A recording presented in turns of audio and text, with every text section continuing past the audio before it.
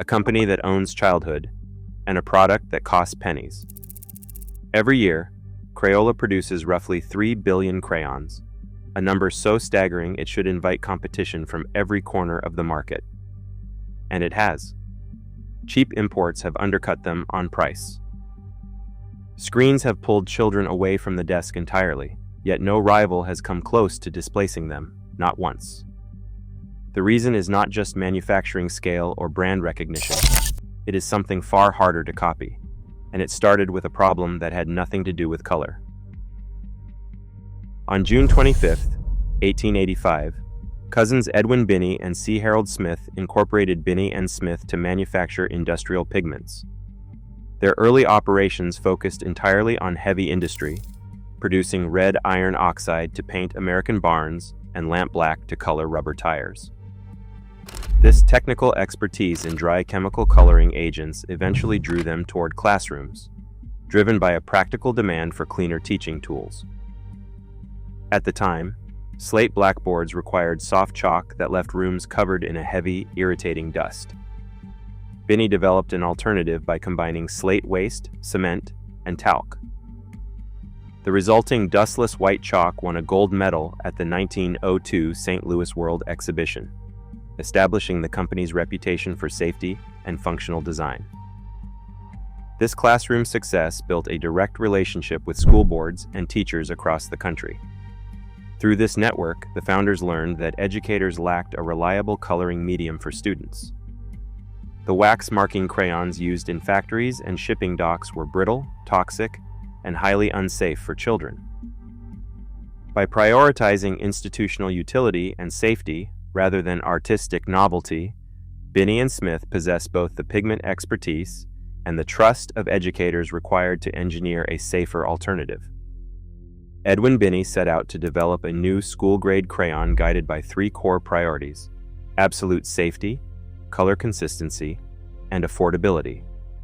His wife Alice, a former schoolteacher, provided the brand name by joining cray, the French word for chalk, with ola, meaning oily.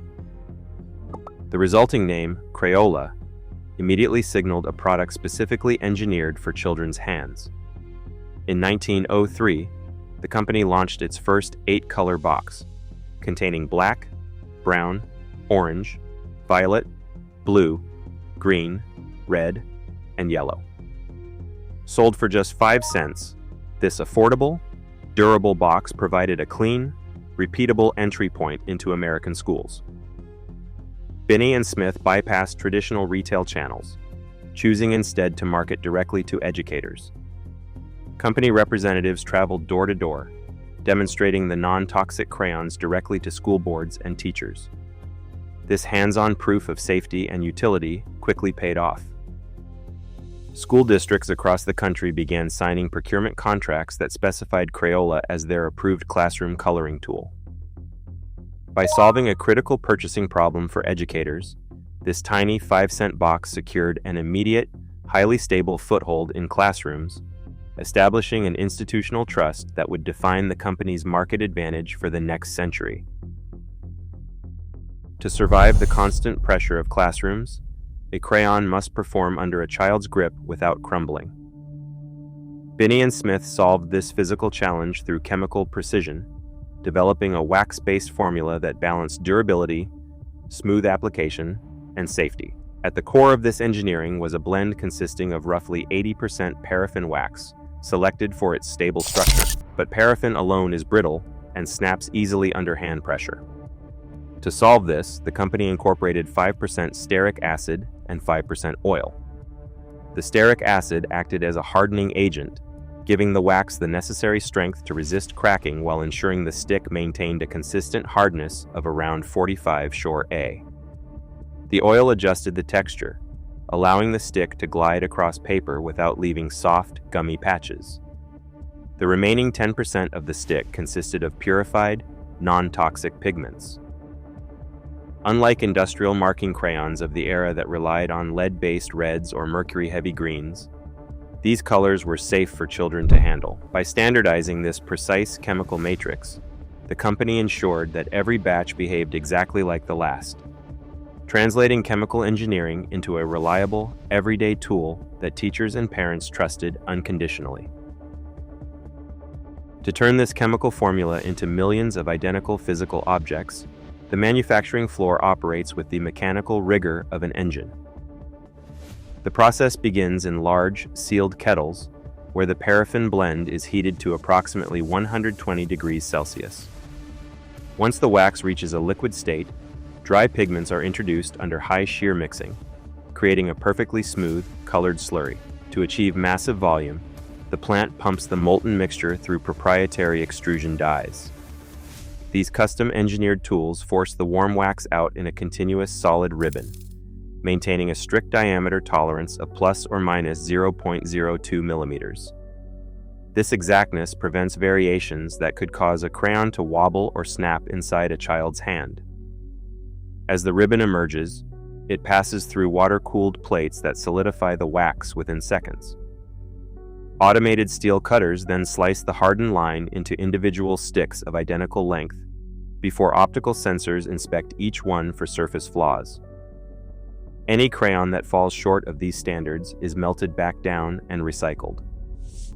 This continuous flow system turned crayon making from a slow manual craft into an automated, highly repeatable industrial system capable of producing 12 million uniform crayons every single day. A competitor can easily purchase a box of Crayola crayons, melt them down in a lab, and analyze the chemical ratios. But replicating the finished stick is not a matter of chemistry. It is a challenge of mechanical execution. The true barrier to entry lies in the physical design of the Easton factory floor, where decades of trial and error are hard-coded directly into the machinery. The custom-engineered extrusion dies, which maintain a strict diameter tolerance of plus or minus 0.02 millimeters, are manufactured in-house and kept under tight security. This tooling prevents the cooling wax from warping or developing structural microfractures during high-speed runs. Instead of relying on a single, easily bypassed patent, the company protects its operation through trade secret workflows, proprietary sensor placement, and custom-built collators. A rival attempting to scale a similar line faces a cascade of mechanical failures, clogged nozzles, uneven cooling, and shattered wax sticks. The true defense is not just the formula, but the highly specialized machinery that brings it to life. At 3 billion crayons a year, manufacturing efficiency translates directly into financial defense. Spreading massive fixed overhead across billions of units drives the cost of a single crayon down to between 2 and 6 cents. A standard 48-count box costs roughly $1 to manufacture, allowing Crayola to maintain healthy margins even at a retail price of $2.49. This cost compression creates a pricing barrier that smaller competitors cannot survive. But low costs mean nothing without absolute consumer confidence. Parents act as the primary gatekeepers of trust, demanding flawless safety. Crayola satisfies this through disciplined quality control, using statistical tracking to keep defect rates below 0.1%.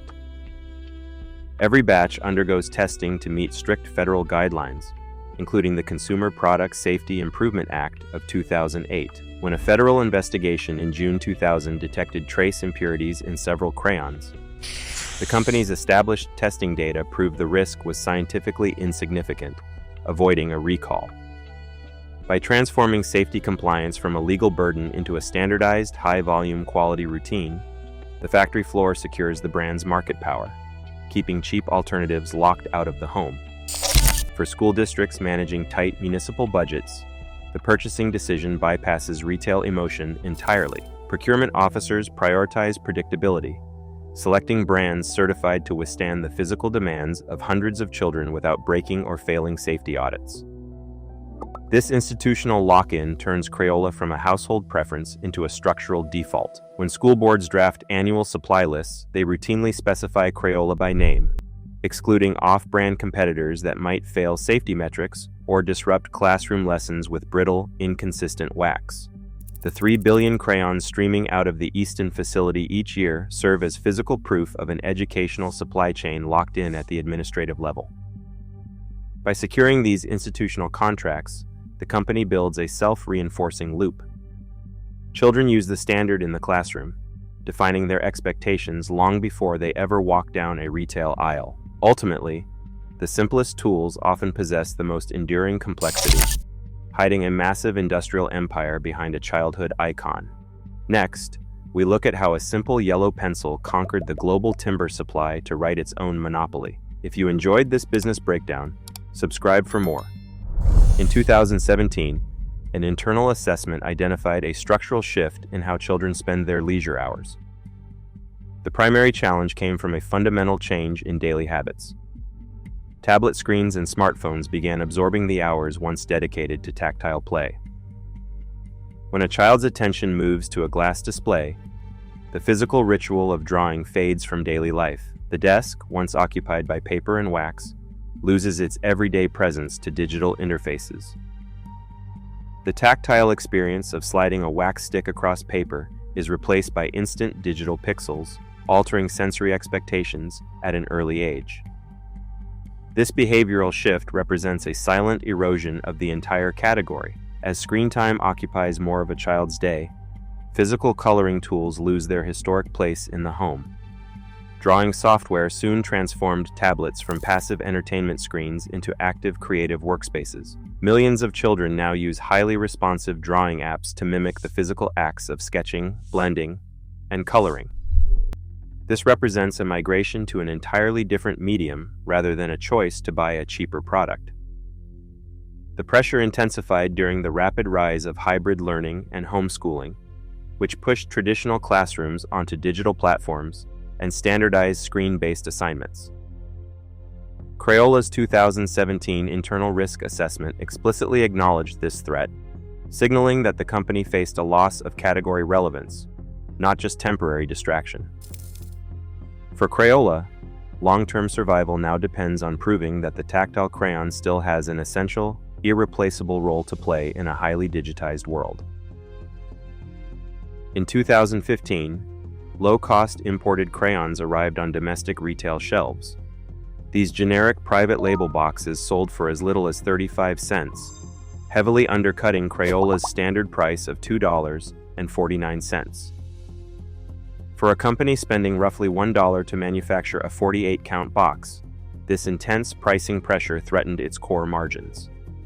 By 2022, cheap imports chipped away 3% of Crayola's market share. Crayola retaliated in 2021 by filing anti-dumping petitions with the U.S. International Trade Commission, while doubling down on its Made in USA quality and safety standards to lock in school contracts.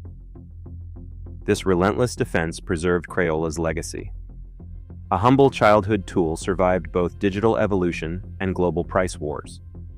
Next, we look at how a simple yellow pencil conquered the global timber supply to write its own monopoly. If you enjoyed this industrial breakdown, subscribe for more. The final defense of this 3 billion crayon empire is psychological. Crayola moved from a school supply to a shared generational memory by naming colors to match children's imaginations. In 1958, 1962, and 1999, the company retired names like Prussian Blue, Flesh, and Indian Red, replacing them with Midnight Blue, Peach, and Chestnut.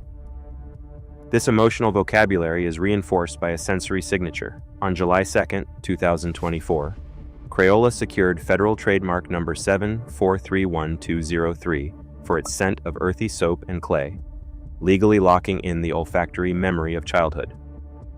Families buy these boxes because they recognize the feeling before they ever evaluate the wax. Ultimately, the simple crayon endures, because it is protected not by factories, but by memory.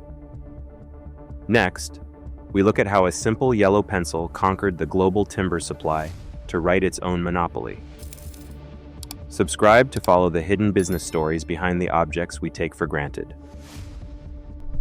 To prevent the brand from being trapped inside a cardboard box, the company expanded its footprint.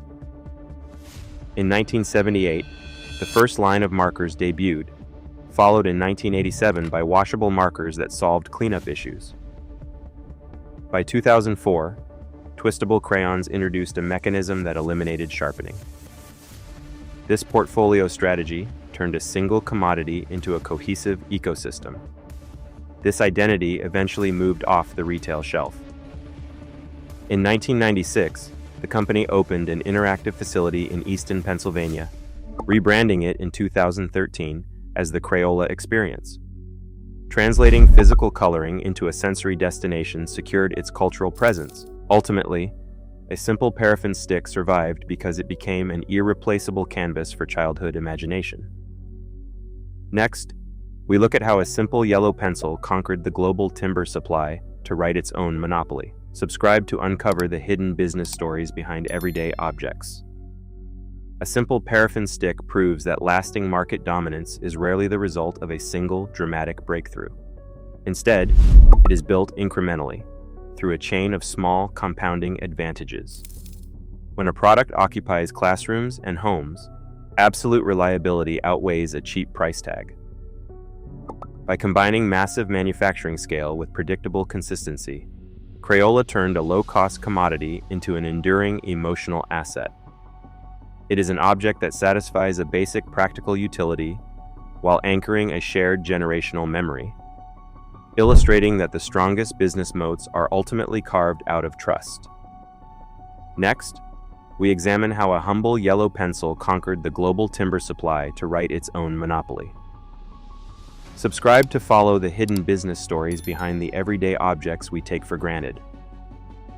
In a world hyper-focused on digital transformation, the physical crayon remains an untouchable monopoly. Crayola's true defense is not just proprietary wax, but its hold on the sensory memories of childhood. As screens compete for our attention, the simplest analog tool still wins. Next, we uncover how a simple yellow sticky note became a multi-billion-dollar empire. If you enjoyed this journey, consider subscribing.